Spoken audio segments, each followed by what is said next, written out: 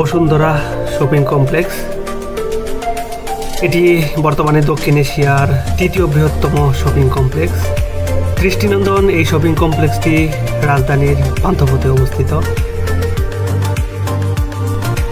চলুন তাহলে আকাশ থেকে দেখে নেই দৃষ্টিনন্দন এই শপিং কমপ্লেক্সটি কেমন দেখায়।